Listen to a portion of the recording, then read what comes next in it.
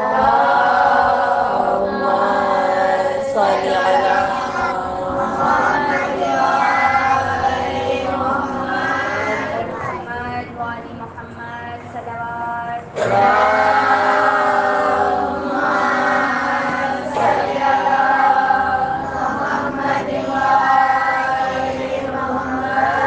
وعلي وعلى آل علي صلوات.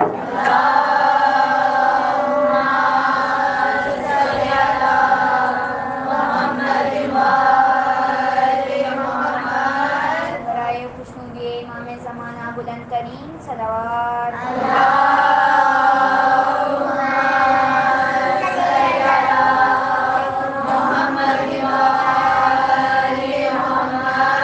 سورہ فاتحہ.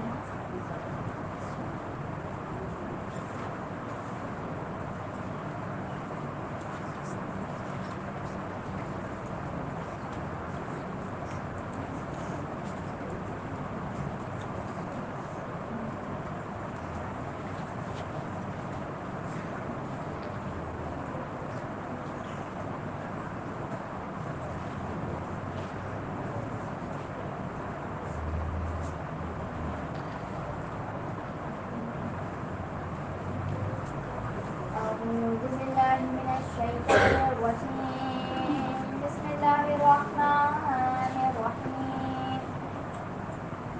رب اشرح لي صدري ويسر لي أمري واحلل عقدة من لساني يفقهوا قولي. أفوض أمري إلى الله إن الله بصير بالعباد صلوات.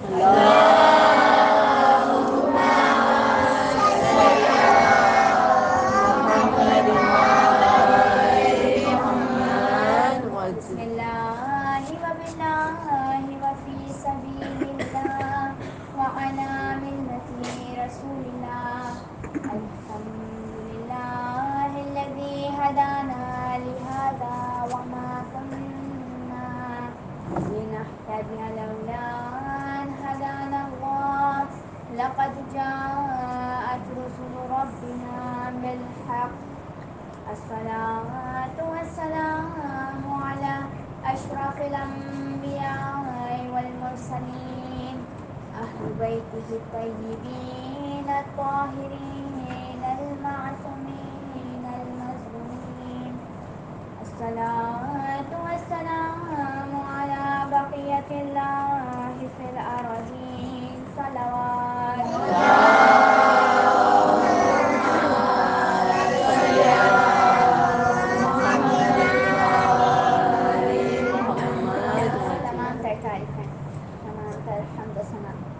لائق زیبا ہے اس پروردگار عالم کے لیے جو وحدہ لا شریک ہے. وہ پروردگار عالم جو اپنے بندوں سے 70 ماؤں سے زیادہ محبت کرتا ہے, اپنے بندوں کو بہت زیادہ چاہتا ہے.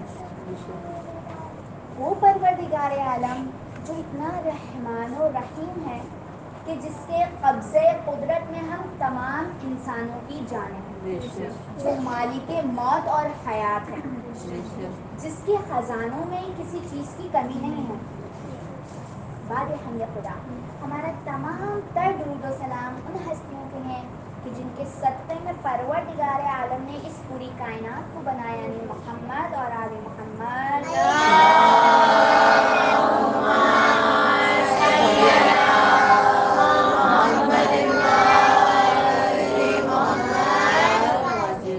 پروردگار عالم قرآن کریم کی سورہ قدر میں پہلی اور دوسری آیت میں ارشاد فرما رہا ہے. بسم اللہ الرحمن الرحیم.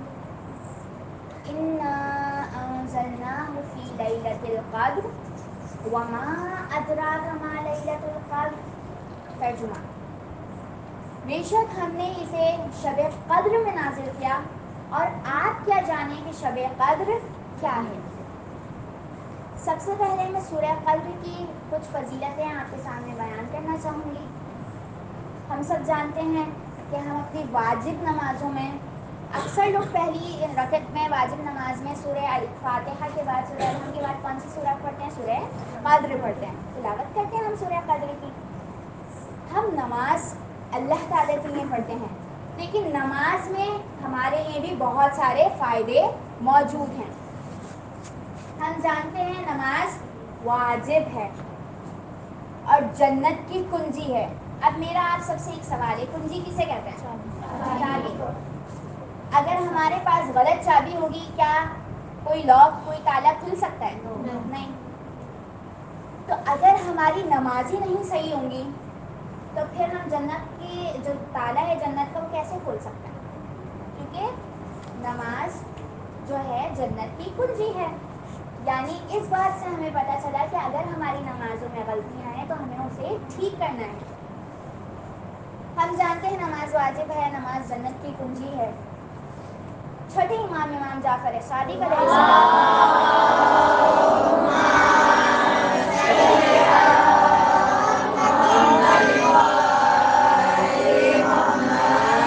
چھٹے معصوم ارشاد فرماتے ہیں کہ اگر کوئی شخص اپنی واجب نمازوں میں سورہ قدر کی تلاوت کرتا ہے تو منادی ندا دیتا ہے کہ تمہارے پچھلے گناہ معاف کر دیے گئے، اب تم اپنی زندگی کو نئے انداز میں آغاز کرو، اپنی زندگی کا نیا آغاز کرو. کتنا رحمان ہے رب، کتنا رحیم ہے، ذرا تصور کیجیے گا. فقط ہم اپنی نماز میں سورہ قدر کی تلاوت کریں اور ہمارے پچھلے جتنے سارے گناہ ہیں وہ اللہ تعالیٰ معاف کر رہا ہے. لیکن خبردار، اس بات سے یہ بالکل ہرگز یہ مطلب نہیں ہے کہ ہم اپنی نمازوں میں سورہ قدر کی تلاوت کرتے رہیں اور گناہ بھی کرتے رہیں. یہ بات ہمیشہ یاد رکھیے گا کہ جب کوئی جان بوجھ کے گناہ کرتا ہے نا، اسے پتا ہے یہ گناہ ہے، پھر اللہ تعالیٰ اس کی معافی نہیں دیتا ہے، پھر اللہ تعالیٰ اسے معاف نہیں کرتا. یعنی ہمیں گناہوں سے بچنا ہے. اللہ کے رسول کی ایک اور حدیث ملتی ہے کہ اگر کوئی شخص سورہ قدر کی تلاوت کرتا ہے تو اسے اس شخص کے برابر ثواب ملتا ہے کہ جس نے پورے ماہ رمضان کے روزے رکھے ہوں اور شب قدر میں اللہ تعالیٰ کی عبادت شب قدر جاگ کر گزاری ہے. میں پھر وہی بات کہوں گی، اللہ تعالیٰ بہت رحمان ہے، بہت غفور رحیم ہے. یہاں میں ایک بات کہنا چاہوں گی، اللہ تعالیٰ چاہتا ہے کہ اس کے بندے اس سے قریب ہو جائیں. اللہ تعالیٰ چاہتا ہے اس کے بندے اس سے قریب ہو جائیں، تبھی پروردگار عالم ہماری چھوٹی چھوٹی نیکی پر، ہمارے چھوٹے چھوٹے عمل پہ ہمیں اتنا سارا ثواب دیتا ہے. جیسا کہ اللہ چاہتا ہے کہ اس کے بندے اس سے قریب ہو جائیں، اسی طرح ہمیں بھی چاہیے کہ ہم بھی اپنے پروردگار عالم کے قریب ہو جائیں. اب پھر میرا ایک سوال ہے، ہم کیسے اپنے رب کے قریب ہو سکتے ہیں؟ نماز پڑھ کے، روزہ رکھ کے، جو اللہ تعالیٰ نے باتیں بتائی ہیں ان سب کو انجام دے کر ہم اپنے رب کے قریب ہو سکتے ہیں، اور جو اہل بیت علیہم السلام نے باتیں بتائیں انہیں انجام دے کے بھی ہم اپنے رب کے قریب ہو سکتے ہیں. اور دوسری طرف ہمیں گناہوں سے بھی بچنا ہے. مجلس کے آغاز میں نے سورہ قدر کی پہلی اور دوسری آیت کی تلاوت کی تھی. ہم سب جانتے ہیں قرآن مجید کیا ہے، ہم سب جانتے ہیں کہ شب قدر کیا ہے. اگلی ہے آیت میں سورہ قدر میں پروردگار عالم بتلا رہا ہے، ارشاد فرما رہا ہے کہ شب قدر 1000 مہینوں سے افضل ہے. چھٹے امام جعفر صادق علیہ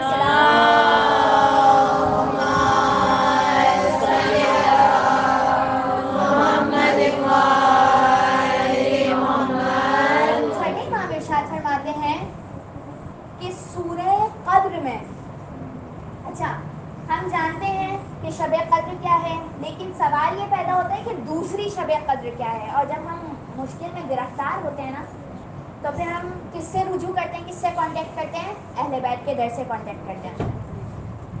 ہم چھٹے معصوم سے ہم پوچھتے ہیں، مولا فرماتے ہیں کہ سورہ قدر میں لیلت سے مراد ہماری دادی زہرا فاطمۃ الزہرا ہے.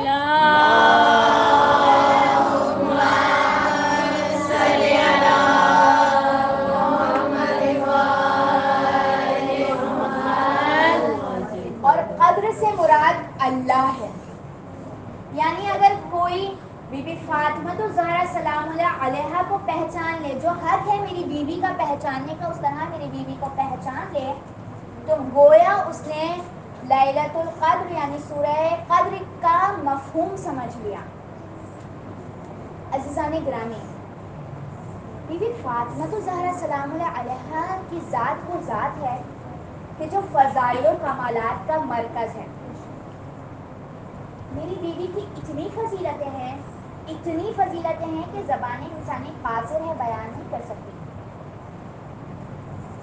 جب میری بیوی محتاج نہیں آل محمد، تعریف کے محتاج نہیں آل محمد، خودوں بھی کبھی ادھر لگا یا نہیں کرتے. خوش تو نہیں امام زمانہ بلند ترین صلوات.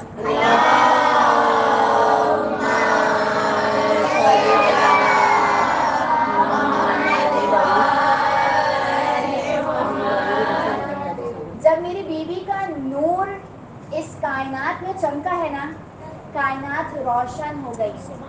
ارض و سما خوشیاں منا رہے ہیں، مسکرا رہے ہیں، ملائکہ جشن منا رہے ہیں. شاعر کیا خوب کہتا ہے، پیدائش بطول سے ارض و سما تھے خوش، پیدائش بطول سے ارض و سما تھے خوش، جنت میں انبیاء کو خوشی اولیاء تھے خوش، اہل فلک ملائک آب و ہوا تھے خوش، اہل فلک ملائک آب و ہوا تھے خوش.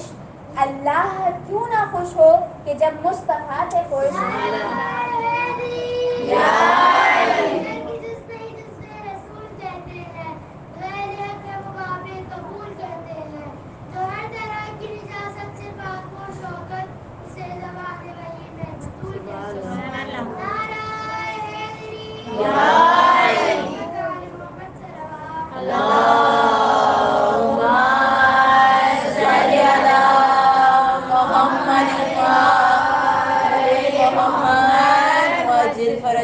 شاعر کیا خوب کہتا ہے، پیدائش بطول سے ارض و سما تھے خوش، جنت میں انبیاء کو خوشی اولیاء تھے خوش، اہل فلک ملائک آب و ہوا تھے خوش.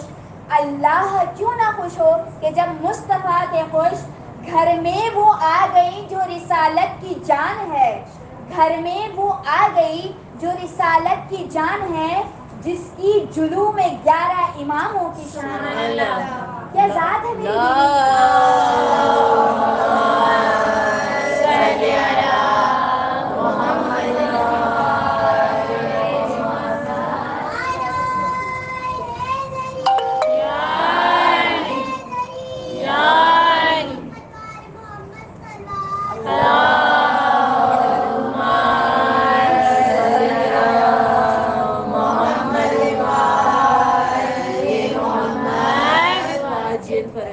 عزیزان گرامی، کیا شان ہے میری بیوی کی کہ جو 11 اماموں کی ماں ہے. اچھا جملے پہ غور کیجیے گا. 11 اماموں کی ماں ہے، بے مثال علی کی بے مثال زوجہ فاطمۃ الزہرا سلام اللہ علیہا ہے. میری بیوی نے اپنے بابا کی اس قدر خدمت کی، اس طرح خدمت کی کہ انہیں کیا لقب ملا تھا، ام ابیہا تھا. اور میری بیوی اپنی ماں کی بھی بہترین دوست رہی ہیں. ہم سب جانتے ہیں پھل کیا ہوتا ہے، پھل اولاد کی طرح ہوتا ہے نا. ثمرۃ فؤادی، احادیث میں بھی ملتا ہے کہ پھل جو ہوتا ہے وہ درخت کا پتہ دیتا ہے. اب جملوں کو غور کیجیے گا، پھل جو ہوتا ہے وہ درخت کا پتہ دیتا ہے. فاطمۃ الزہرا وہ پتہ دیتی ہیں بی بی خدیجہ سلام اللہ علیہا کا، اور مولائے کائنات وہ پتہ دیتے ہیں حضرت ابو طالب علیہ السلام کا. ایک جملہ کہنا چاہوں گی، تطہیر خدیجہ کے لیے اور کہوں کیا، تطہیر خدیجہ کے لیے اور کہوں کیا، جس گھر میں رہی اس کے افراد بھی معصوم. سبحان اللہ. اس سارے زمانے میں ختیجہ کا شرف ہے, اس سارے زمانے میں ختیجہ کا شرف ہے. اولاد بھی معصوم ہے, داماد بھی معصوم سبحان ہے.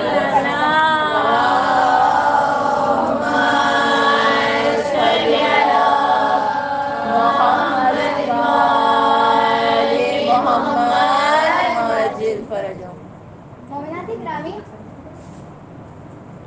یہ وہ در ہے کہ اس در سے کبھی بھی کوئی خالی ہاتھ نہیں جاتا. اور بی بی فاطمہ الزہرا کی وہ ذات ہے کہ پروردگار عالم اپنی کنیز خاص سے بہت بے انتہا محبت کرتا ہے. اپنی کنیز خاص کو سلام بھی کرتا ہے. کبھی ان کے لیے آیت تطہیر نازل کر رہا ہے تو کبھی قرآن کو قصیدہ سیدہ بنا رہا ہے. کبھی سیدہ کی ہاتھ کی پکی ہوئی روٹیاں لینے کے لیے فرشتے اسیر بن کر آ رہے ہیں, مسکین بن کر آ رہے ہیں, یتیم بن کر آ رہے ہیں. اور سیدہ کے ہاتھ کی پکی ہوئی روٹیوں کے کیا کہنے کہ جسے فاتح خیبر شیر خدا بھی کھا رہے ہیں. کہ شاعر کیا خوب کہتا ہے, علی نے کھائی ہے زہرا کے ہاتھ کی روٹی, علی نے کھائی ہے زہرا کے ہاتھ کی روٹی, تبھی تو قوت پروردگار رکھتے ہیں. نعرہ حیدری, نعرہ حیدری, شہزادی کونین پر بلند ترین صلوات.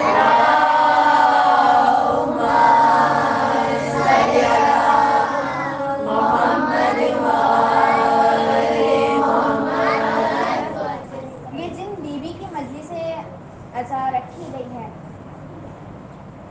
ان سے بڑا کوئی وسیلہ ہو ہی نہیں سکتا.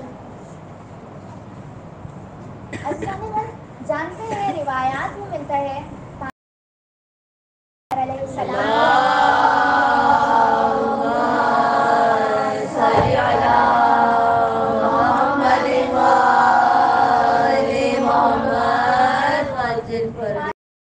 سے روایت ملتی ہے کہ جب میری بیوی عبادت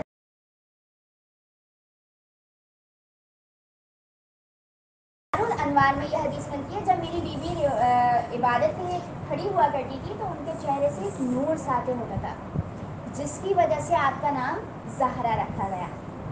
اور جہاں عبادت کی بات ہو رہی ہے, نماز کی بات ہو رہی ہے, وہاں ہم سب جانتے ہیں میری بیوی کی تسبیح زہرا ہے, تسبیح فاطمہ الزہرا. اللہ کے رسول نے میری بیوی کو یہ تسبیح کب تعلیم کی تھی؟ 5ویں امام سے روایت ملتی ہے بحار الانوار میں ہی کہ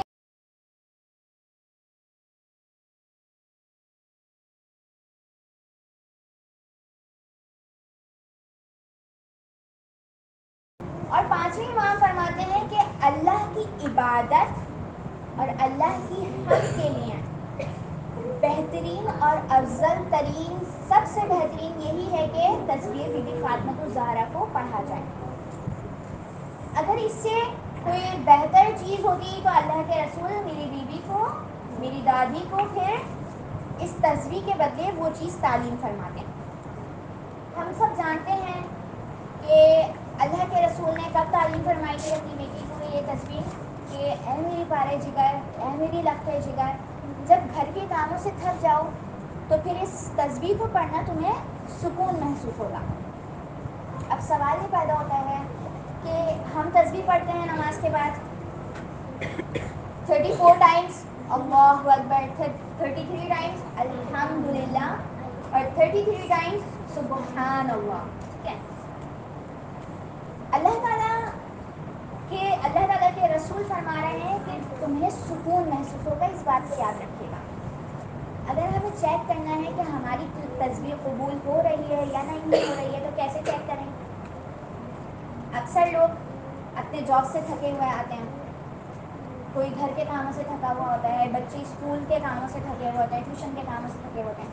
جب آپ تھک ہار کے بیٹھے ہیں یا لیٹے ہیں تو تسبیح بی بی فاطمہ الزہرا کو پڑھا کیجیے, لیکن شرط یہ ہے مخارج کے ساتھ پڑھیں. اللہ اکبر, اللہ اکبر نہیں, الحمدللہ نہیں, الحمدللہ. سبحان اللہ نہیں، سبحان اللہ مخارج کے ساتھ، تبھی آپ کو سکون ملے گا، تبھی آپ کی تھکن دور ہوگی۔ جہاں میری بیوی کی اتنی فضیلتیں ہیں کہ پانچویں امام تسبیح کے بارے میں فضیلت بتا رہے ہیں، بتلا رہے ہیں، جیسا کہ میں نے پہلے بھی کہا کہ میری بیوی اس ذات سے بڑھ کر کوئی وسیلہ ہو ہی نہیں سکتا، کہ پانچویں امام سے روایت ملتی ہے، ان کے اصحاب سے روایت ملتی ہے، جب پانچویں امام خود مریض ہوا کرتے تھے، اپنے حجرے میں جایا کرتے تھے، ان کے پاس ایک گیلی پٹی ہوتی تھی، شدید بخار کے عالم میں ہوتے تھے، اس گیلی پٹی کو اپنے پیشانی پہ رکھتے تھے اور پھر یا فاطمۃ الزہرا یا فاطمۃ الزہرا کا ورد کیا کرتے تھے۔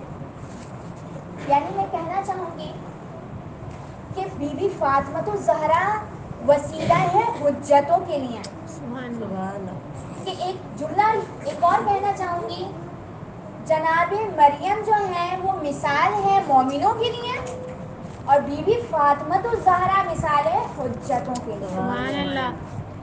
ایک واقعہ بیان کرتی چلوں کہ آغا نجفی یزدی اپنی کتاب میں لکھتے ہیں کہ دو بھائی تھے، ایک بہت پرہیزگار تھا، متقی تھا، اور ایک بہت گنہگار تھا۔ دونوں مشہد مقدس جا رہے تھے مولا رضا کی زیارت کرنے کے لیے۔ جب راستے میں تھے تو ایک بھائی کا انتقال ہو گیا، اور وہ کون سا والا بھائی تھا؟ جو بہت گنہگار تھا، جس نے اپنی ساری زندگی گناہوں میں گزاری تھی، توبہ سے پہلے ہی مر گیا۔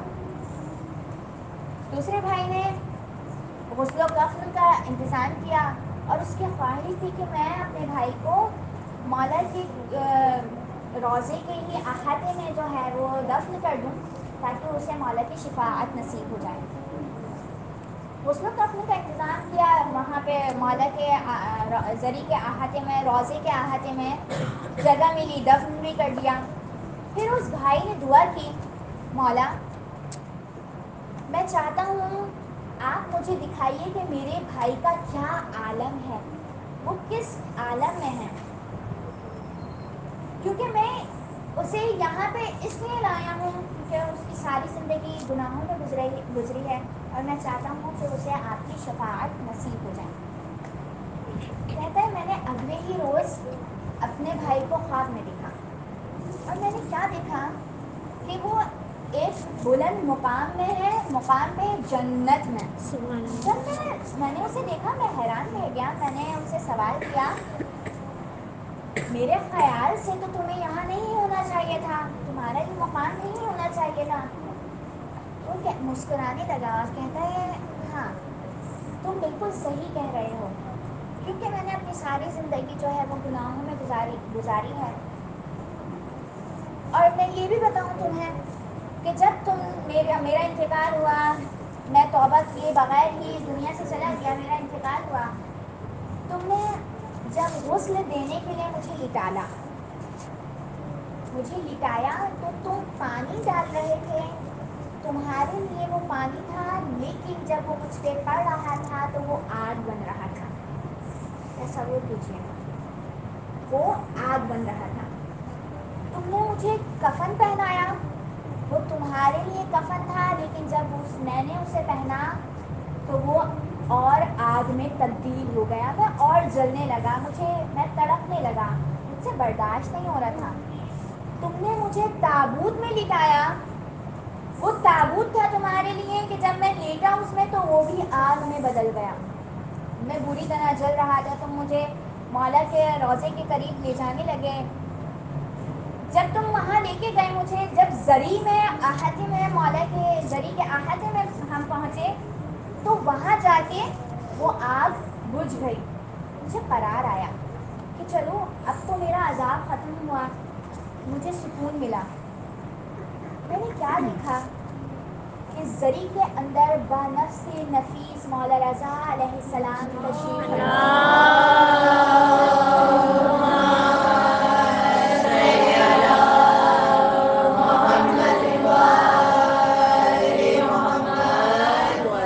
آپ تصور کیجیے گا جب انسان زندہ ہوتا ہے نا تو وہ یہ سب نہیں دیکھ سکتا، لیکن جب انسان مر جاتا ہے تو اس کے جواد آنکھوں سے ہٹ جاتے ہیں اور وہ دیکھ سکتا ہے ملائکہ کو، وہ آئمہ علیہ السلام کی زیارت بھی کر سکتا ہے، وہ اپنے آزاد کے فرشتوں کو بھی دیکھ سکتا ہے۔ وہ کہتا ہے میں نے دیکھا مولا خود ذریعہ تشریف فرما ہے اور پاس ہی ایک نورانی ہستی بیٹھے ہوئے ہیں، اور میں یہ دیکھ رہا ہوں کہ ہزاروں لاکھوں کروڑوں لوگ جو ہیں وہ مولا کو سلام پیش کر رہے ہیں۔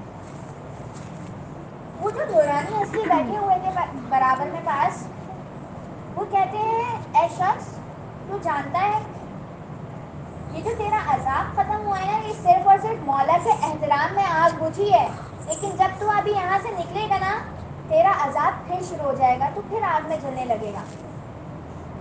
کہتا ہے میں گھبرا گیا، کہتا ہے وہ کہتے ہیں کہ تیرا عذاب ابھی کئی سالوں تک باقی ہے۔ کہتا ہے میں تڑپ اٹھا، میں نے کہا نہیں میں بہت جل چکا ہوں آگ میں اور میں اب برداشت نہیں کر سکتا، مجھ میں اتنی طاقت نہیں ہے، سکت نہیں ہے۔ کہتا ہے مجھے کچھ بتائیے کہ میرا عذاب کس طرح ختم ہو سکتا ہے۔ وہ کہنے لگے اچھا تم مولا شافی روضہ جزا ہے تو وہ جو چاہے کر سکتے ہیں، ان سے سفارش کر، وہ تیری شفاعت کریں گے۔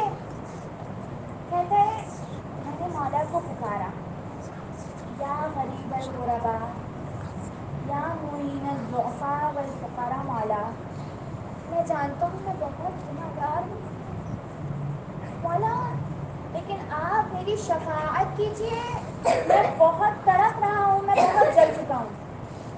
کہتا ہے میں نے مولا کو پکارا، مولا نے جواب نہیں دیا۔ ذرا تصور کیجیے گا ہم مولا کو پکارے اور ہمیں جواب نہ ملے تو ہماری کیا کیفیت ہوگی۔ کہتا ہے مجھے جواب نہیں ملا اور میرا آخری چکر تھا، اور میں آخری چکر مجھے ملتا اور پھر میں باہر نکلتا، میرا عذاب شروع ہو جاتا، میں بہت پریشان تھا۔ میں نے بولا مولا مجھے جواب نہیں دے رہے، میں جانتا ہوں میں بہت گناہ گار ہوں۔ تو نورانی ہستی کہتے ہیں میں جانتا ہوں، میں ایک طریقہ جانتا ہوں کہ اگر تو مولا کو ان کی ماں فاطمہ الزہرا کا واسطہ دے گا نا تو مولا میری ضرور شفاعت کریں گے۔ کہتا ہے میں نے مولا کو سلام کیا، میں نے کہا مولا السلام علیکہ یا ابن فاطمہ الزہرا، مولا میری پکار کو سن لیجیے۔ کہتا ہے مولا نے اپنی نگاہوں کو اٹھایا نا تو میں نے کیا دیکھا، مولا کے آنکھوں سے آنسو روا تھے، مولا رو رہے تھے۔ ہم دعا کرتے مولا ہم سے کوئی ایسے خطا نہ ہو، کوئی ایسے گناہ نہ ہو کہ مولا ہماری طرف دیکھے نہیں تو مولا جواب نہ دے، ایسا کبھی نہ ہو۔ کہتا ہے مولا نے جب میری طرف دیکھا، مولا سے آنسو روا تھے۔ مولا کہتے ہیں اے شخص تو اس قابل نہیں تھا کہ ہم تیری شفاعت کریں، لیکن فقط تو نے ہمیں ہماری ماں فاطمہ الزہرا کا واسطہ دیا نا، ہم اپنی ماں سے بڑی محبت کرتے ہیں۔ ماں یہ میری وہ بیوی ہیں کہ جن سے ہر کوئی محبت کرتا ہے، اللہ محبت کرتا ہے، امام محبت کرتے ہیں، بیویاں محبت کرتی ہیں۔ میری بیوی کی وہ فضیلت ہے، جب بھی آپ کو کوئی مشکل ہو نا کسی بھی امام کو صرف بی بی فاطمہ الزہرا کا واسطہ دیجیے گا اور اپنی حاجات طلب کیجیے گا، اپنی آخرت کے لیے، اپنے ایمان کے لیے، اپنی نسلوں کے لیے، ایمان کے ظہور کے لیے صرف واسطہ دیجیے گا بی بی فاطمہ الزہرا کا، آپ کی کوئی دعا رد نہیں ہوتی۔ جہاں میری بیوی کی اتنی فضیلتیں ہیں کہ فقط نام فاطمہ میں اتنی تاثیر ہے کہ اس کو عذاب سے نجات مل گیا، اس شخص کو اللہ کے رسول جگہ جگہ بتلا رہے ہیں کہ دیکھو یہ میرے جگر کا ٹکڑا ہے، یہ میری فاطمہ ہے، میری بیٹی ہے۔ لیکن جانتے ہیں اللہ کے رسول کی تمام حدیثوں کو جھٹلایا گیا ہے، بھلایا گیا ہے، اور فقط بھلایا نہیں گیا، اور کس طرح بھلایا گیا ہے ذرا تصور کیجیے گا۔ مسائل پڑھ رہی ہوں، دل کھول کے میری بیوی کو پرسہ دیجیے گا۔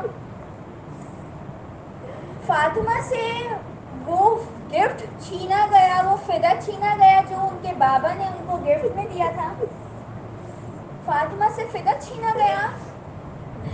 علی سے خلافت چھینی گئی، اور فقط اتنا نہیں کیا، علی کی گردن میں رسن باندھی گئی ہے، اور فاطمہ کے اس در کو جلایا گیا ہے، اس دروازے کو جلایا گیا جس پہ فاطمہ کے بابا آ کے بوسہ دیا کرتے تھے، سلام کیا کرتے تھے، اور فقط جلایا نہیں گیا ہے بلکہ میری بیوی کو اس جلتے ہوئے دروازے اور دیوار کے درمیان اس قدر دبایا گیا کہ میری بیوی کی پسلیاں ٹوٹ گئی۔ عزاداروں، پسلیاں ٹوٹی نہیں ہے، کچل گئی تھی میری بیوی کی پسلیاں۔ اور راوی لکھتا ہے کہ اس دروازے میں، جلتے ہوئے دروازے میں ایک لوہے کی کیل تھی جو میری بیوی کے سینے میں پیوست ہو گئی۔ جناب محسن کی شہادت ہوئی، میری بیوی نے استغاثہ بلند کیا، یا مہدی ادرکنی، اے مہدی بیٹا جلد مدد کو آئیے۔ میری بیوی کو بعد رسول کہنا پڑا، بابا آپ کے بعد آپ کی بیٹی پہ اتنے مظالم ڈھائے گئے، اگر پہاڑوں پہ پڑتے تو ریزہ ریزہ ہو جاتے، اگر روشن دنوں پہ پڑتے تو سیاہ رات میں تبدیل ہو جاتے۔ ہاں صدر امام المختصر، ایک روز میری بیوی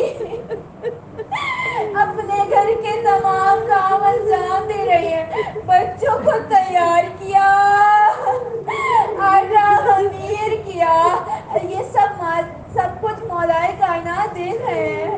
مولا نے فرمایا، یا سیدہ آج آپ کی طبیعت اچھی معلوم ہوتی ہے۔ بی بی فرماتی ہے، مولا رات بابا خواب میں آئے تھے، فرما رہے تھے، اے میری لگتے جگر میری بیٹی، بڑے مظالم سے بہت دکھ اٹھائے، آج ہمارے پاس آ جاؤ گی۔ اتنا سننا تھا، شیر خدا ہے، مولائے کائنات ہے، تڑپ کر رو کر فرمایا، یا سیدہ آپ بھی ہمیں چھوڑ جائیں گی، آپ بھی ہمیں چھوڑ جائیں گے۔ دونوں آپس میں روتے رہے، بیٹھ کر کافی دیر تک بات کی۔ میری بیوی نے کچھ دیر بعد بچوں کو پیار کیا، مولا سے فرمایا، یا مولا بچوں کو لے کر مسجد چلے جائیے۔ ادھر اسماء سے فرماتی ہے، اسماء ہم حجرے میں جا رہے ہیں، ہماری تسبیح و تحلیل کی آواز آتی رہے نا تو سمجھ جانا ہم زندہ ہیں، آواز آنا بند ہو جائے ہمیں آواز دینا، آواز نہ آئے سمجھ جانا فاطمہ اپنے خالی کے حقیقی سے جا ملی۔ اسماء فرماتی ہے، کچھ دیر تک آواز آتی رہی، مجھے اطمینان تھا میری بیوی زندہ ہے۔ آواز آنا بند ہوئی، میں گھبرا گئی، میں نے آواز دی، جواب نہ آیا، میں گھبرا کے حجرے میں گئی، میں نے کیا دیکھا، میری بیوی اپنے رب سے جا ملی، کوہرام گھر میں برپا ہوا، بیویوں میں کوہرام ہوا، عزاداروں ادھر ننھے ننھے بچے مولائے کائنات کے ساتھ گھر میں داخل ہوئے۔ اسماء کہتی ہے، بچوں کھانا کھا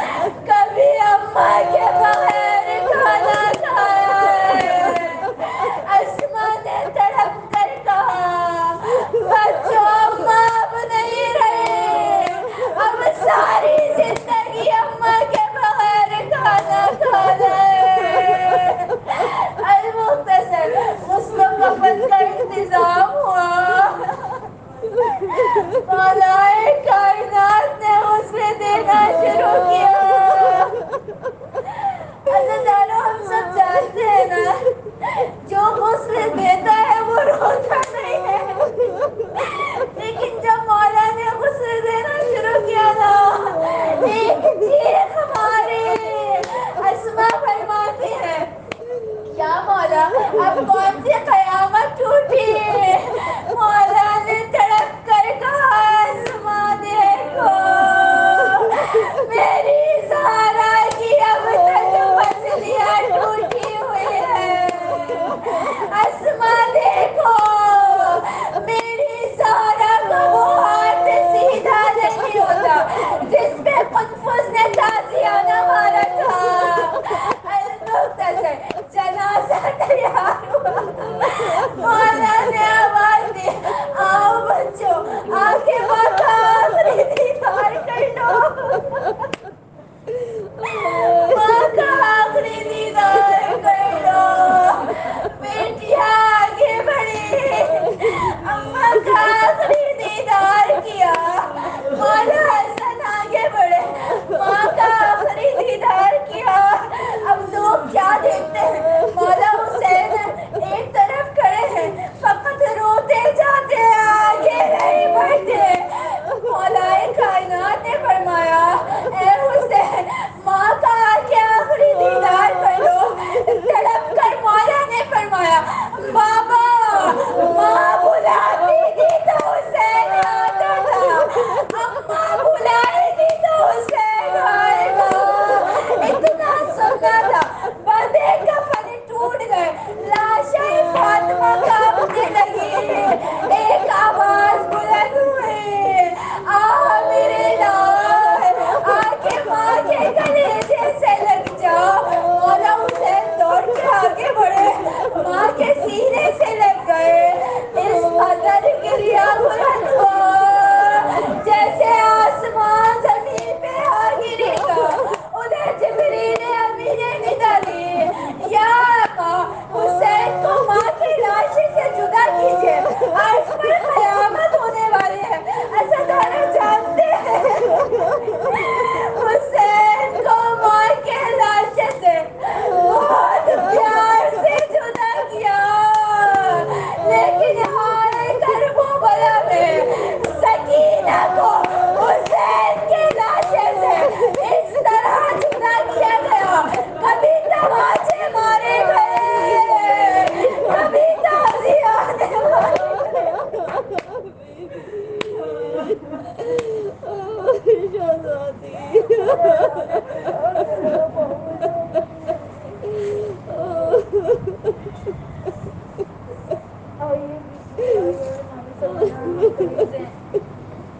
آپ کی جگہ فاطمہ کے آنکھوں کا پرسر رہے ہیں، ہمارے پرسر کو قبول کیجیے۔